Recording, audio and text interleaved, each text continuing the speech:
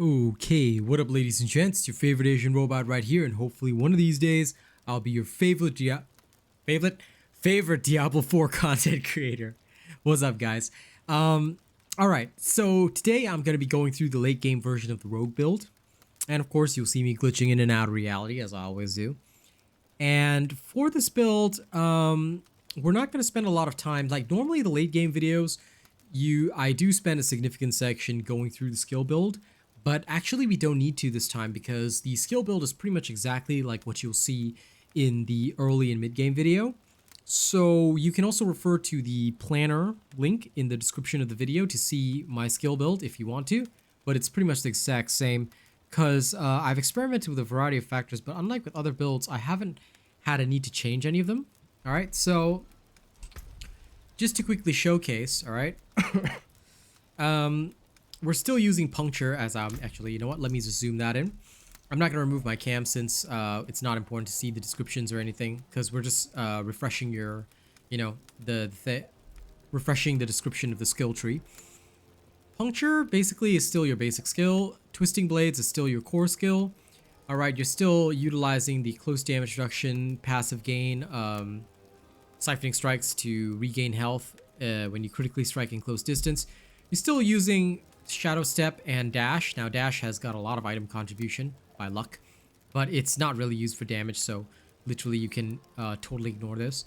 We're still using pretty much all the same passives. As you can see, Concealment is still there, Shadow Imbuement is still there. I did try Poison, but basically because Poison, I found out that although it applies 100% of the base damage as additional poisoning damage, when it says 100% of base damage, that's referring to the white numbers, not the crit numbers. So no matter how high your crits are, it'll never multiply the poison imbuement damage. And when you multiply just the white color damage, all right, it doesn't do very much. So poison imbuement was thrown out straight away. I use shadow imbuement instead to continue, destroying enemies really fast. Precision imbuement, still 2 ranks, no ultimate here, just the usual passives that I discussed earlier, and my key passive is still close quarters combat. So that's basically it for the rogue. Like, nothing has changed skill wise. Okay, so thankfully this video should be a bit shorter, which is a good thing. Specialization still the same because unlike with the other classes, nothing much changes here. Combo points for general combat. If you are fighting a world boss, you can go with inner sight, but more or less combo points. Inner sight, you're still using these two only. You don't have an ultimate, so preparation's useless. All right, so that's a quick overview of the abilities and the specializations. Like I said, nothing has changed in regards to those two from the early and mid-game build video, but the biggest changes are in the Paragon tree. So now I will actually remove my cam, and let's go talk about the Paragon path. Okay, when it comes to the rogue, what I did with my Paragon path is that I started going up the right-hand side. Why? Because Prime offers damage and maximum life. Always take your damage nodes, alright? I didn't capture this extra bit of maximum life, but I guess if I need it later down the line, I will. At this current moment, I'm doing okay, and I don't really need more. I came up here, and I got the glyph socket here, and I put the closer rune in the first socket. Why? Because I felt that it was really easy to trigger, and since it required 40 dex, which is very achievable, in fact, I can add more dex here, and you will be taking this glyph to the max. Now, I'm working on another glyph first, and I'll explain why later. But this is very useful because your cutthroat skills refer to your core skill, not your basic attack though. It refers to your core skill, shadow step, as well as your dash. So this improves the damage of all of them. However, the key to this is actually the additional bonus, which is when wielding a melee weapon, you take 10% reduced damage. This is absolutely crucial because the rogue needs as much defense as possible. Not having that is pretty much a death sentence for you guys right now. So just remember that you need as much as possible. Okay? All right. Now that you've seen that, can I remove this? Yes, I can. Okay. Sorry, I just wanted to dump this one point here because it was literally useless. There'll be some points that you need to remove later on as needed. Okay? And the reason for their removal is plain and simple. You don't require them. Instead, you'll be using those points elsewhere to capture more and better bonuses like this one. To get dex here, you're going to get dex here. Because once you advance this, you want to capture all the dex nodes. Alright? Just to get additional bonuses. So you don't really need intelligence when your intelligence is already at a much higher level. All right. Intelligence is required for certain bonuses. Like here, I'm not getting the additional close damage until I finish the dex and strength requirements, but that comes over time, so don't worry too much about it. This is, you know, slow and steady. And of course, you should capture all of these other nodes as well. But after that, right, after the first board was completed, okay, and I finished my closer glyph and got all this stuff, what I did was I went to the legendary node. The next board is called Tricks of the Trade. Okay, and I had the plan of capturing this legendary node. But how I did it was by going up this way, and I rotated the board so that the legendary node was next to this one, Brawler. Now you'll notice that I haven't finished the Brawler node, but actually I will eventually capture all of these. Okay, it's just that I didn't want to spare the points early on, and the reason is because I needed to not only capture this Tricks of the Trade legendary node, which is very powerful because from now on, whenever you use your basic skill, right, your Twisting Blades is going to deal 25% increased damage, and you want to have that. And whenever you use Twisting Blades, your next basic will deal 25% increased damage. So it's a never-ending cycle, and basically your Twisting Blades, especially since you're using combo points, will always deal 25% multiplicative increased damage, which is absolutely useful. Don't sleep on this. This is a very important legendary node. So I went and captured this first, okay? And then that's why this one is unfinished, but I actually will capture all of this because close damage reduction and close damage is your bread and butter. I then went straight up here to capture Lawless, all right, because I wanted to put in this glyph, Chip. Chip is the next glyph that you're going to put in, and it's the first one that you're actually going to level up to level 15 so that you get the radius increase. Why is Chip so important? Chip is important because it helps you deal increased physical damage. All your skills are physical damage, FYI. Whenever you capture, like whenever you have 5 dexterity purchased within range, right? Here's the other thing though. The additional bonus is that physical damage increases the damage an enemy takes from you by 1% up to 10% multiplicative for 15 seconds. So the additional bonus is even more damage on top of that. It's really, really useful. Get this glyph max first, all right? Get this glyph's radius max first, okay? So you can capture all the other useful dexterity nodes around it and get full bonus for this. Okay, so this was what I have been working on stream after stream because I just feel the Chip is so crucial to the rogue since all your skills are physical damage.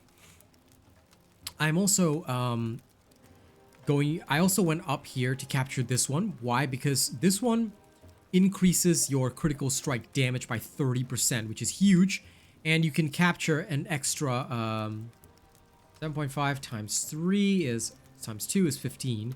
15, add another 7.5, 22.5% extra crit strike damage. This is a lot. All right, you should have this entire section done. Okay, now I'm actually making my way here for distant damage reduction. I'm not so keen on the distant damage, right? But the distant damage reduction is what I want. All right, so I'm going to capture all that because more damage reduction is crucial, especially once you hit World Tier 4. And without it, you are going to have a very, very miserable time. So make sure you get all that done.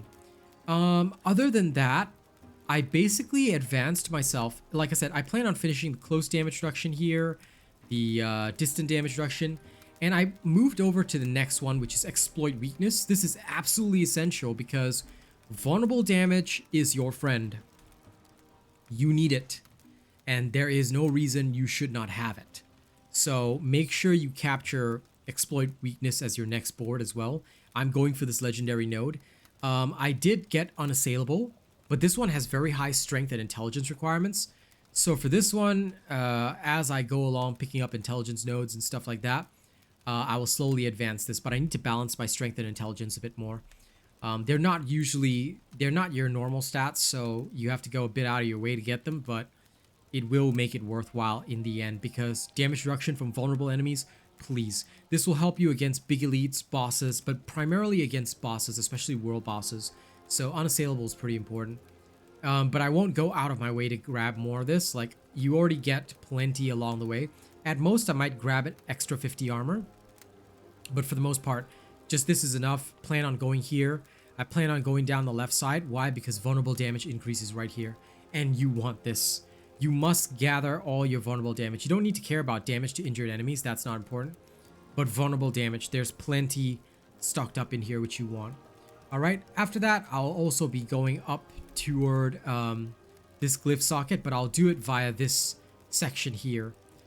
Sorry, I'll do it via this section here because damage to elites is nice if you need the extra, but if you don't need the extra, then don't, just forget about this entire side, because what you need to do is capture this one. More vulnerable damage, glyph socket here, and as you go up past this one, you have easy access to another gate, so it's really easy to get your next board here as well.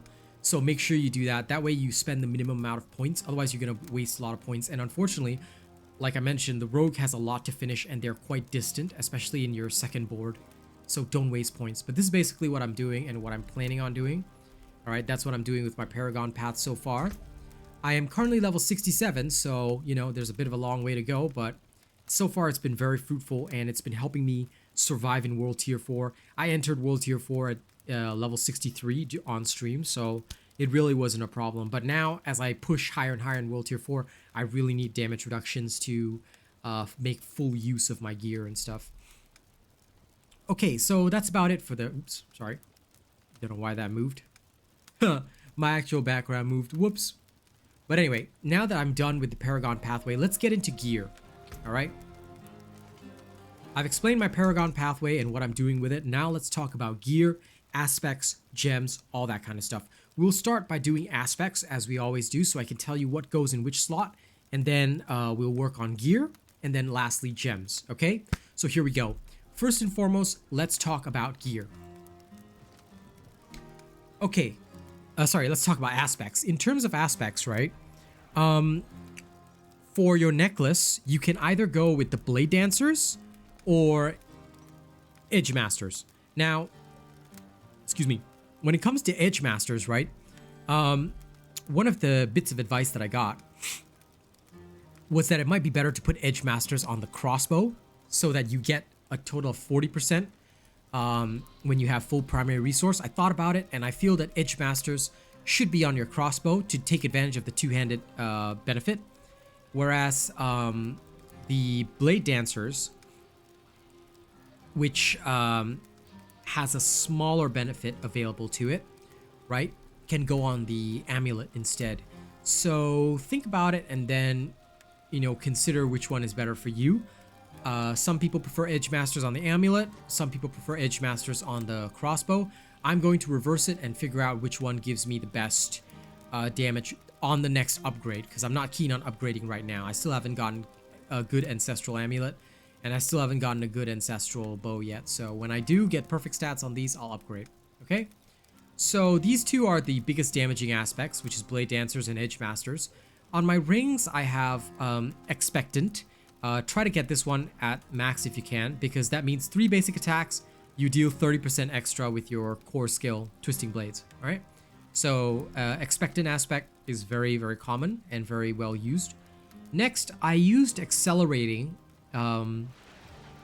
because Accelerating aspect, I feel, can be quite useful in the bigger fights, especially against bosses. It doesn't really shine in common combat because you attack so fast anyway and most things die so quickly that you're not going to see much value out of Accelerating aspect, but I thought that it was nice to have it in this build because the rogue is just basically an attack speed engine, and you find that, and this will generally do well for you when you're facing off against big bosses and using something like Inner Sight. This is where it can really trigger well. Yeah. Okay. For my swords, I'm using the Rapid aspect on one of the swords so that my basic skills gain even more attack speed. This just helps me build up really fast. Excuse me. It helps me to weave attacks in between using my basics to build up combo and then straight away into Twisting Blades. It makes the attack cycle really fast.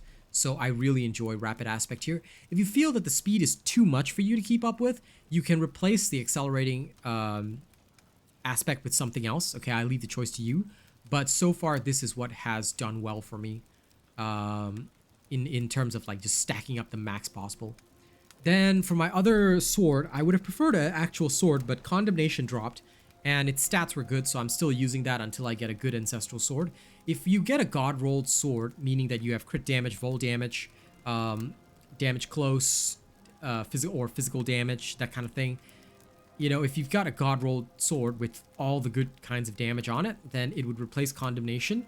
But condemnation is pretty good because it gives you damage while dual wielding weapons, which you always are, core skill damage, and damage to close enemies. So it's pretty okay. If you don't have anything better, you can use condemnation, and its unique aspect allows you to deal even more damage with core skills as well. So it's pretty good. It's pretty good. But do realize that condemnation is not a must-have, and if you don't have a good one, if you don't have a good sword, you can use condemnation. If you do end up with a good sword, then you might not want to use condemnation. Choose for yourself, okay? Then for the armor aspects, I am running the... Now this one is a random aspect that I had on it. I still haven't decided what I want to put in my helmet. If I can, I'll probably chuck another defensive aspect on it, but I haven't decided yet. Okay? For your chest piece, you will want the aspect of disobedience. This is crucial because you need as much defense as possible on the rogue. Okay? For my gloves, I'm running the vengeful aspect, which when you make an enemy vulnerable, there is a chance to deal increased critical strike, to get increased critical strike chance for 3 seconds, and it will last up to, and it can go stack up to 9% for those 3 seconds. So this is very useful because your basic attack makes enemies vulnerable consistently. So yeah, this is what I really like, and I think that this is important to have as an aspect. If you don't really like it, you can swap it for something else, but this is what I'm using, and it has worked really well.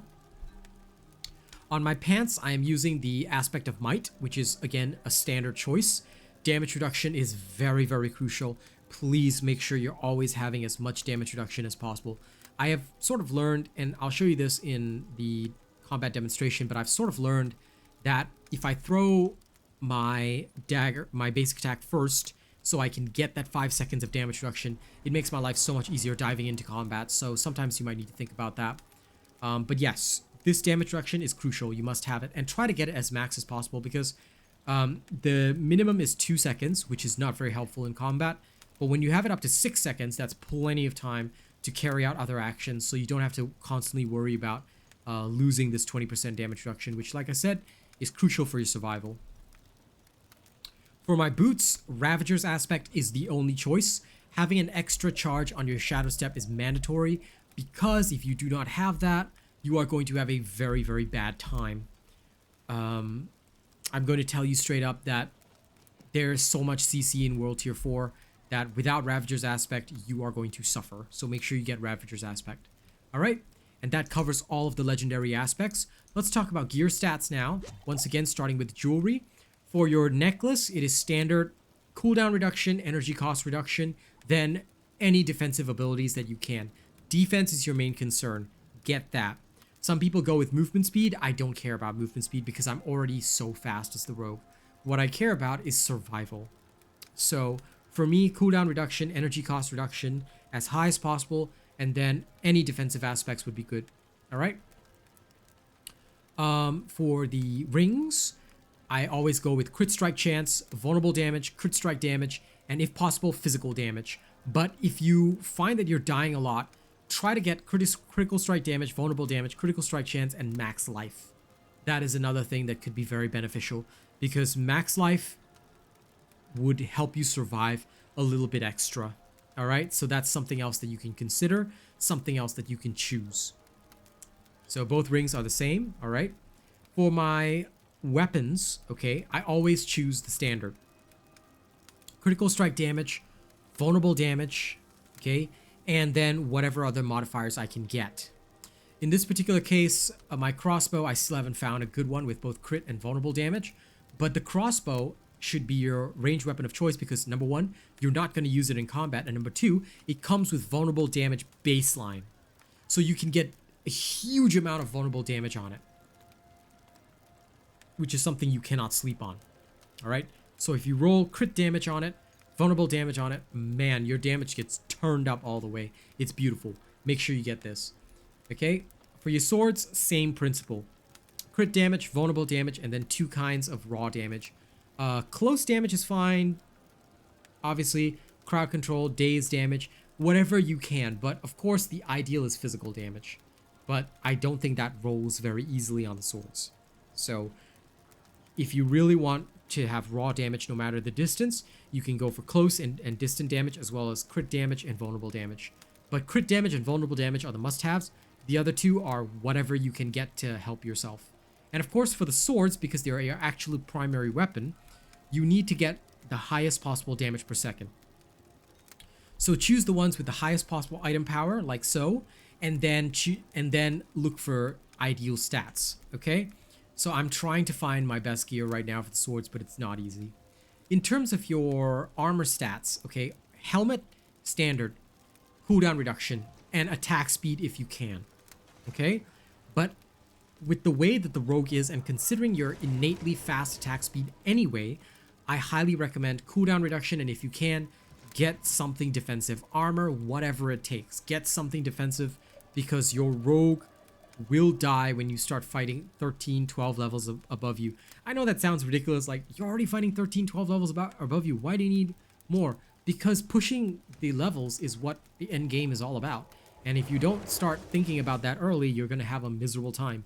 So make sure you get cooldown reduction, and if you can, some kind of armor. Okay? Chest piece, standard. Damage reduction close, damage reduction distant. In this case, I do not have damage reduction distant. I'm still searching for an ideal chest piece, but I did get some damage reduction and some total armor as well, which was okay. For your gloves, try to get ranks in your core skill, critical strike chance, attack speed. All right? And of course, the fourth stat can be whatever. But for this one, I happen to roll 3 good stats, so I'm happy with this. For my pants, damage reduction close, damage reduction distant, and damage reduction baseline. This one is a really good pair of pants. I need to upgrade my chest piece more, but this one was a really good pair of pants. I wish that the close damage reduction was higher, but it's gonna take me some time to really search for a good one. And of course, I happen to get potion capacity, which is how I have 12 potions. Everybody always asks me, how do you have 12 potions? This potion capacity can roll on your pants and chest piece, I think. So, yeah. But please, damage reduction is your friend. Get that first. For your boots, the most important thing is movement speed, and second is energy cost reduction. Okay, you must have movement speed, you must have energy cost reduction. If you happen to have skill ranks, make sure that the skill ranks are for your core skill, okay, if you can. And for the innate skill of the boots, right? Don't get something like attacks, reduce, evades, cooldown.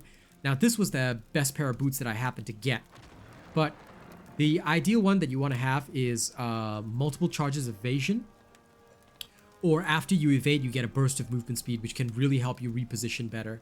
But usually multiple charges of evasion is better for combat. So that is what I would try to get on your boots. But of course, the most important thing is movement speed, movement speed, movement speed. That is essential to everything in this game. You need it. Make sure you have it. Okay? That's it for the stats. Now, in terms of gems, okay, the rogue uses emeralds on their weapons, skulls on the jewelry, and in general, for your armor, I just stick rubies in for as much maximum life as possible. Okay? But just remember, for weapons, emeralds. Rings and amulet, skulls. You want as much armor as humanly possible. And last but not least, for your armor, it's just rubies. Okay? There is no deviation of this for the rogue, because these will give the rogue the best possible advantage. Okay? And that brings us to the end of the late game build for the rogue. That's all you need to know. Most of the discussion was focused around Paragon, because skill discussion was already done beforehand. The gear aspects and stats that you need are what you need to seek the most, so hunt down that ideal gear, because if you don't, you're going to have a rougher time. Or at the very least, you're not going to be able to push up as much as I'm doing right now, because the only reason I'm pushing this far is solely due to the fact that I've got all this, alright? Now that you've seen all that, it's time for me to give thanks to the channel members who make all of our content possible. Of course, thank you to all of our donors, tippers as well. You guys are amazing. Thank you so much. Thank you to all of my cosmetic sponsors. You guys are also awesome. Yeah? But it's the channel members that we also have to thank. So if you guys haven't met them yet, then here are our lovely channel members. Starting right at the top, we've got Death Dawning 982 at Plus Ultra. We've got OG, Jerry Fast, Rogue Assassin, and Zach NFG at Prestige. Thank you guys so much. In terms of our honored robots, big thank you to Bob John, Maxim Lotz, Corey Ryu, Devin Lashin, Mookie Mocha, Rena, Chase Taylor, Scuddy, Nathan Strong, Sabingu, AKJ, Lady Neo, Joey Danze, A Ripley, Dara Verse, Che D12, I'm Peeps, Syed Assad, Coda CMF, Kami SMH, Conrad C, Nate the Great, and Benjamin Savage. Thank you guys all so much. Thank you to all of our cool and weird bots as well. You guys are absolutely awesome. Okay? Don't ever let anyone else tell you otherwise, because you guys are the best of the best. Okay? Thank you so much for being who you are. And now, enjoy the combat showcase, because I'm going to show you how this rogue kicks ass in World Tier 4. Okay, what up ladies and gents? I'm currently in a Tier 26 Nightmare Dungeon at level 67 with my rogue. The enemies are likely to be quite a bit higher than me. Alright, so yeah, they're about level 80. That's a 13 level difference. Basically, the playstyle of this rogue hasn't changed at all. Alright, you're constantly using your basic attacks, and it's always smart to open up with your basic attacks. Why? Because you get the additional 20% damage reduction as you go in and dive. Alright, so make sure to use that well. Alright, I usually like to dive in the midst of enemies right after I use my twisting blades. Alright, and that allows me to really shred them very well. Okay? So that's pretty much it. You don't really pop any abilities unless you encounter a elite. Okay? Because obviously you don't need to do that. Take your potions regularly. Okay, don't save them for a rainy day or something like that. Okay, they drop frequently enough, so let's make sure you use them. I'm playing slower than I normally would on stream because this is just for demonstrative purposes, but the build itself, like I said, hasn't really changed. Okay, whether you encounter big guys, small guys, whatever guys, first thing is open up with your basics and then go from there. If you do end up seeing an elite, that's when I will use my shadow, as always. Okay, you've seen me do this in several videos already and on stream. That's the time that I pop that stuff. Until then, I will not pop it. Okay, so that's about it. Now the way is open. Sorry, I was sitting on the edge of my seat there for a second. Like I said, my main focus is actually in World Tier 4. I tend to play slower. Like, I know I don't really demonstrate this on stream because I'm more focused on clearing. But the reason why I play slower in World Tier 4 is because there are several enemies with very dangerous status effects. So although you can kill 13 levels above you, 14 levels above you, whatever the hell you want, you do have to be careful. And you do have to be aware that you are not invincible, you're not Superman. So if you happen to get really annoying dungeon affixes, which you've seen me got, which, you know, sorry, mess that up. Which people on stream have seen me get quite often. Like, I will legit die 3-4 times in a dungeon. You know, there's no escape from that, so you do have to be careful. And playing slowly sometimes helps you with that, because you can, you know, take account of how things function, you know, how the enemy's functioning, and, you know, adjust accordingly. So don't be afraid to slow down. With the rogue, the danger is that in World Tier 3 and below, you tend to get so gung-ho because the rogue is so overpowered that death is a rarity, and you just feel so strong and so powerful that it's easy to forget that sometimes you get more done by slowing yourself down a little bit. Like, you're still fast as lightning, you know? But by doing it proper instead of rushing it, you have much more opportunities to think, plan your next move, and also to dash in and out of trouble. So I try not to get overexcited, and I will just, so if I see an elite like this, then there we go. That's when I pop my shadow and my concealment. Now the concealment only lasts for a second because I'm not interested in the stealth, but I really just want to kill the elite in the fastest possible time, and that's exactly what I just demonstrated. The only time I use my dash is either to get out of trouble, or if I really want to draw the twisted blades through a particular target. Alright, so that hasn't changed from the early and mid-game build. That's still the same formula. And this is basically how to play the rogue. You know, nothing is drastically different, nothing has changed. So I hope this combat demonstration has shown you a good example of how we do this and, you know, the way in which we do this. Like I said, biggest advice I can give you is don't be afraid to play slow if necessary. Okay? I don't know if there's a boss here, but if there is, I'll film the boss fight. If not, enjoy and have fun playing the rogue. Catch you on stream, okay? Okay. Okay, so it does turn out that there's a boss room. I'm going in now. All right. I haven't leveled up or done anything else, so I'm just going to show you how to handle this.